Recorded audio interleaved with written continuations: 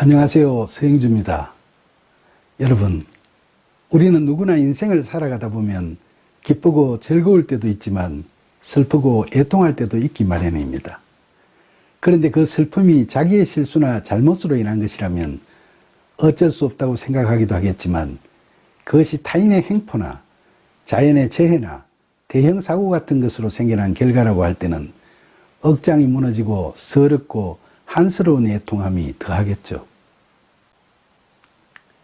그런데 마태복음 5장 4절에서 예수님께서는 팔복의 두 번째 복으로 애통하는 자는 복이 있나니 그들이 위로를 받을 것이며 라고 말씀하셨습니다.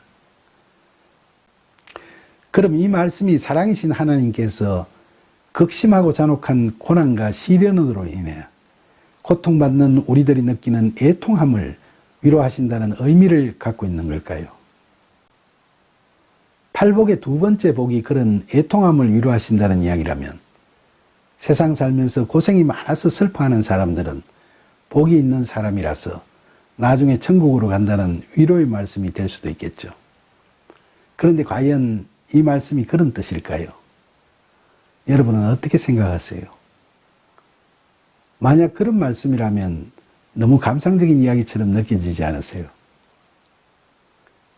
예수님께서 말씀하시는 애통의 의미가 무엇인지는 요한복음 11장 33절로 35절의 말씀을 보면 이해가 되실 겁니다. 예수님께서는 평소 사랑하시던 마르다와 마리아의 오빠인 나사로가 병들어 죽게 되었을 때 그 소식을 듣고 이틀이 경과된 후에야 그녀의 집에 찾아오셨습니다. 마르다와 마리아는 나사로가 병들었을 때 예수님께서 옆에 계셨으면 자기 오빠가 그렇게 허망하게 죽지 않았을 것이라고 아쉬워하면서 예수님께서 늦게 오시는 바람에 오빠 나사로가 죽어버렸다고 서럽게 울었습니다. 예수님께서 나사로의 무덤에 가셨을 때 그 자매뿐만 아니라 같이 간 유대인들도 나사로의 죽음을 애통해하면서 눈물을 흘렸죠. 그때 예수님께서도 나사로의 시신을 보시면서 눈물을 흘리셨습니다.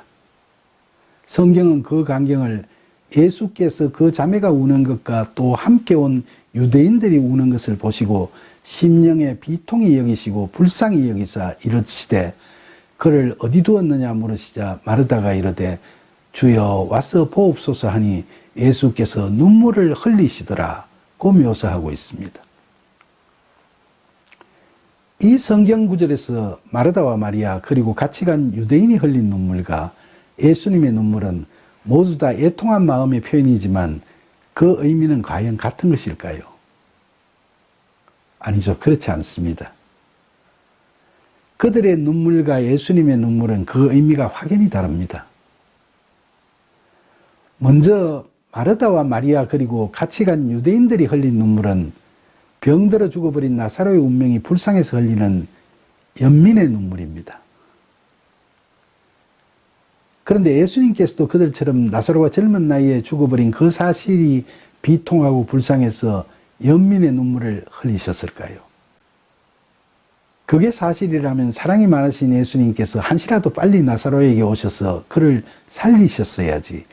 왜 나사로가 병들었다는 소식을 들으시고도 계시던 곳에서 이틀을 더 유하시고 그 삼남매의 집에 늦게 찾아오셨을까요? 그러니까 여기서 알 수 있듯이 예수님께서는 나사로가 죽은 것이 슬퍼서 인간적인 연민의 눈물을 흘리신 것이 결코 아닌 겁니다. 예수님께서는 요한복음 11장 4절에서 말씀하셨듯이 나사로의 죽음을 통하여 하나님께서 영광 받으시고 또 하나님의 아들이 영광을 받게 하려는 목적이 있었던 것입니다. 그래서 예수님께서는 요한복음 11장 25절 26절에서 슬퍼하는 마르다에게 나는 부활이요 생명이니 나를 믿는 자는 죽어서도 살겠고 무릇 살아서 나를 믿는 자는 영원히 죽지 아니하리니 그것을 너가 믿느냐고 물으셨던 거죠. 이때 마르다가 주는 그리스도시요 세상에 오시는 하느님의 아들이신 줄 내가 믿나이다 라고 신실하게 신앙 고백을 합니다. 그러자 예수님께서는 마르다에게 너가 내 말을 믿으면 하나님의 영광을 보리라고 말씀하셨습니다. 그리고 예수님께서는 나사로의 무덤으로 가셔서 그의 시신을 보시면서 비통히 여기시고 눈물을 흘리셨죠. 이 예수님의 애통하는 눈물은 나사로의 슬픈 운명에 대한 동정과 연민의 눈물이 아니라 유한한 인간으로서의 죽음에 이른 나사로의 죄에 대한 애통함의 표현입니다. 죄의 삭은 사망이라고 하지 않습니까? 중보자이신 예수님께서는 사랑하는 나사로의 죽음 앞에서 그의 죄에 대해 애통해 하신 겁니다. 그리고 숨진 나사로를 다시 살리셨습니다. 애통하시는 예수님의 중보로 인해 나사로가 팔복에서 이야기하는 애통하는 자의 복을 얻게 되고 구원받아 다시 살아나게 되었던 거죠. 이렇게 보면 예수님의 눈물 그 애통은 팔복의 첫 번째 복인 심령의 가난함과 의미가 일맥상통하는 겁니다. 이 애통은 세상의 고난이나 핍박 때문에 슬퍼하는 것을 말하는 것이 아닙니다. 이 애통은 심령이 가난한 자가 자신의 죄와 한계를 깨닫게 되면서 자기 자신의 불완전성에 대해서 느끼게 되는 큰 슬픔을 의미하죠. 그런데 성경에는 이처럼 팔복 중 하나인 애통하는 복을 지닌 사람들의 이야기들이 여러 구절에 기록되어 있습니다. 사무엘하 11장을 보면 다윗은 어느 날 저녁 왕궁의 옥상을 거닐다가 자신의 충신인 우리아의 아내 밧세바가 목욕하는 장면을 보고 아름다운 그녀에게 반해서 그녀를 치유한 후 계획적으로 우리아를 전장에서 전사하게 만드는 죄를 저지르죠. 그런데 다윗은 이런 끔찍한 죄를 저지르고 나서 어떻게 하나요? 시편 51편에 보면 다윗은 선지자인 나단의 책망을 듣고 자기의 죄를 뉘우치며 절절한 회개의 기도를 드리죠. 그는 이 기도를 통해 자신의 죄에 대해 애통해야 합니다. 그는 시편 51편 1절로 3절에서 하나님이여 주의 인자를 따라 내게 은혜를 베푸시며 주의 많은 긍휼을 따라 내 죄악을 지워주소서. 나의 죄악을 말갛게 씻으시며 나의 죄를 깨끗이 제하소서.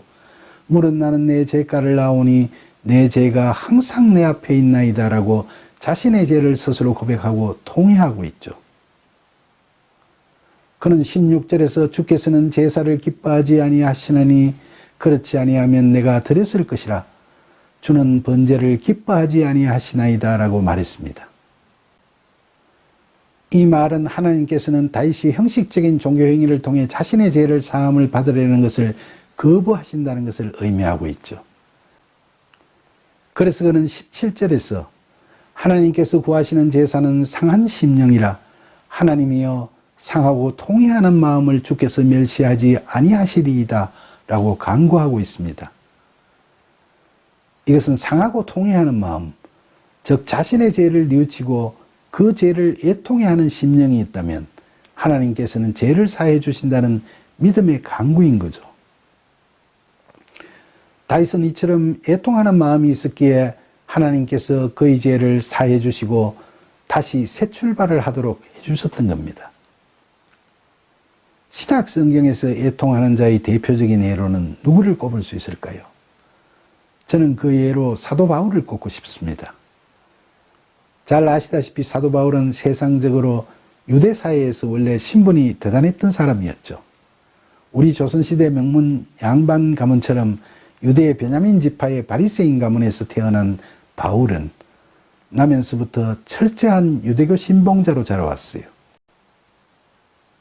그는 오늘날 인류대학처럼 당시 최고 명문학벌인 가말리엘 문화에서 수학했고 신분은 로마 시민권까지 가진 자였죠. 그런 바울은 예수 믿는 사람들을 잡아서 옥에 넘기고 교회를 박해하는 것을 주업으로 삼았던 사람이었죠.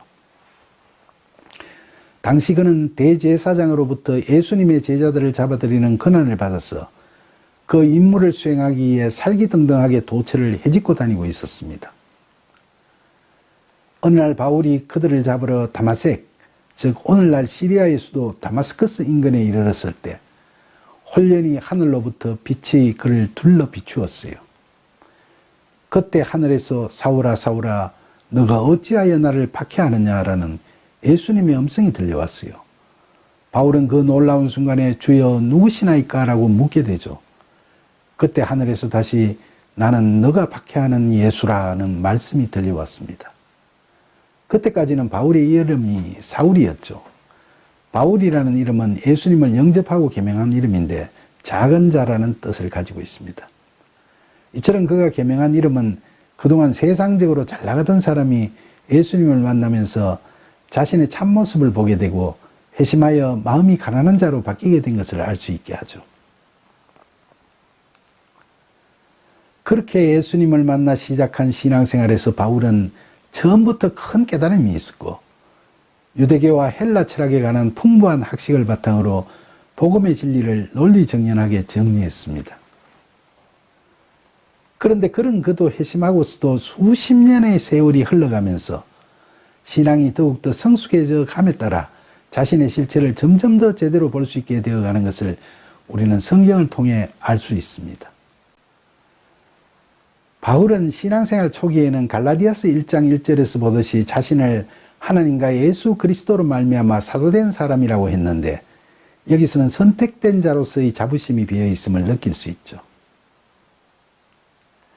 그러던 그가 수년 후 쓴 서신인 고린도전서의 15장 9절에서는 자신을 사도 중에 가장 작은 자라고 규정하면서 과거 자신이 하나님의 교회를 박해하였으므로 사도라 칭함받기를 감당하지 못할 자라고 자인하고 있습니다. 자신의 불완전하고 불법적인 것에 대한 애통함이 흘러나오고 있는 겁니다. 그러나 그 후 몇 년 뒤에 기록한 에베소서 3장 8절에서 바울은 자신을 성도 중에 지극히 작은 자보다 더 작은 자라고 표현함으로써 자신에 대한 애통함의 정도가 더욱 깊어지고 있음을 알 수 있습니다. 그리고 죽기 얼마 전에 기록한 디모데전서 1장 15절에서는 당시 최고의 사도로 인정받던 자신을 죄인 중의 괴수라고 표현함으로써 가난한 심령의 극치를 보여주고 있고 이로 인한 애통함이 절정에 달하고 있음을 알 수 있죠. 지난 2000년의 기독교 역사에서 볼 때 우리는 사도 바울이 그 누구보다도 더 하나님과 친밀히 동행하면서 예수 그리스도와 함께한 사람이었다는 사실을 부인하기가 어려울 겁니다. 기독교인이라면 누구나 읽는 신약 성경의 절반이 바울 한 사람의 서신이지 않습니까?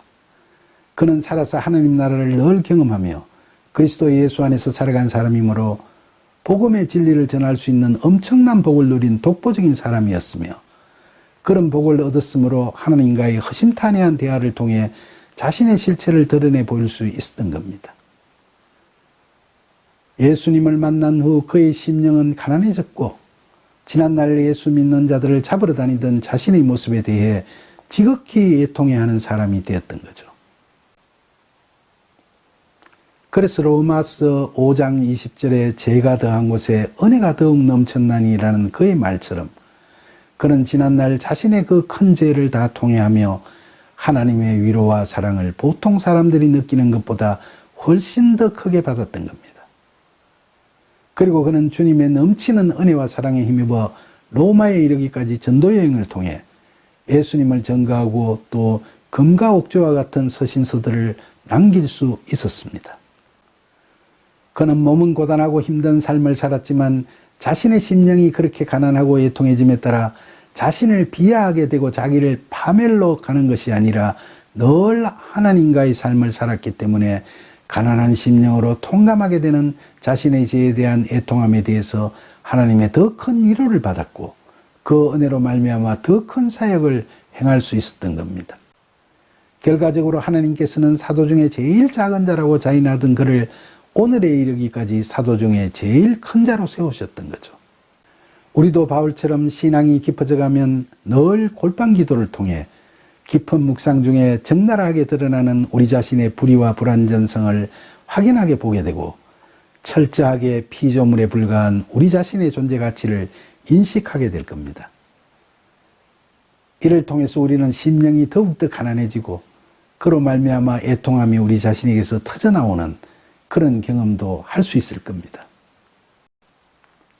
이처럼 예수님께서는 제자들에게 팔복의 하나인 애통함을 말씀하시면서 참된 그리스도인은 불완전한 자신에 대해 애통해하며 살게 되지만 그들은 하나님의 위로를 받게 될 것이므로 그 애통이 하나님 나라의 백성들이 누리는 복이라고 말씀하셨던 겁니다.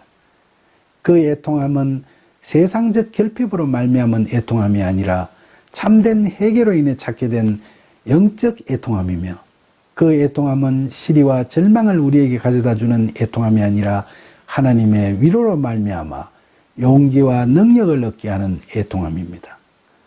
진실로 자신의 실상을 제대로 알고 진정으로 애통해야 하는 자에게 주어지는 하나님의 위로가 어떤 것인지는 예수님께서 말씀하신 누가복음 15장 11절로 32절까지의 이런 아들을 되찾는 아버지에 대한 비유라는 이야기에서 알 수 있습니다. 보좌 아버지를 둔 한 남자가 아버지의 재산을 미리 정려받아 먼 나라로 가서 거기서 허랑방탕하게 돈을 다 써버리고 그때 그 나라가 흉년까지 드는 바람에 궁핍한 생활을 할 수밖에 없는 처지가 되어버렸어요. 그는 남의 집에서 종살이를 하면서 먹을 것이 없어 키우는 돼지가 먹는 쥐염 열매로 배를 채우고자 했는데 그것마저 예의치 못해 굶어 죽게 됐죠. 그러자 그는 부잣집 아들인 자신이 자기 집 품꾼보다 못한 처지가 되어버린 것이 모두 자신의 잘못으로 말미암았음을 깨닫고 그 죄를 애통해하면서 자신이 하늘과 아버지께 스스로 감당하지 못할 죄를 지었다고 회개하고 이제는 줄임배라도 채울 수 있도록 자기 아버지에게 돌아가서 아들이 아니라 품꾼으로라도 써달라고 매달려야겠다고 생각하게 되죠. 그래서 아버지께로 돌아가는데 그 소식을 들은 그의 아버지가 집 나간 자식이 돌아온다는 소식에 벗은발로 나가서 그 아들을 보고 처근히 여기서 달려가 목을 안고 입을 맞추며 반가워했습니다. 그 아버지는 사죄드리는 아들에게 제일 좋은 옷을 내어다가 입히고 손에 가락지를 끼우고 발에 신을 신겼죠. 그리고 살찐 송아지를 끌어다가 잡아서 성대한 잔치를 벌였어요. 이 비유의 이야기에서 알 수 있듯이 자신의 죄와 잘못에 대해 애통해하고 하나님께 회개하는 자는 하나님 나라의 백성으로 하나님의 아들로서 대우받고 하나님께서 베푸시는 풍성한 은혜를 누리게 되는 겁니다. 모쪼록 우리 모두 세상을 살아가면서 우리 앞에 닥치는 고난과 시련이 힘들어서 그것을 애석해 하기에 앞서서 먼저 우리의 죄된 실상을 바라보고 우리의 죄를 애통해하는 복을 누리게 되기를 간절히 소망합니다. 감사합니다.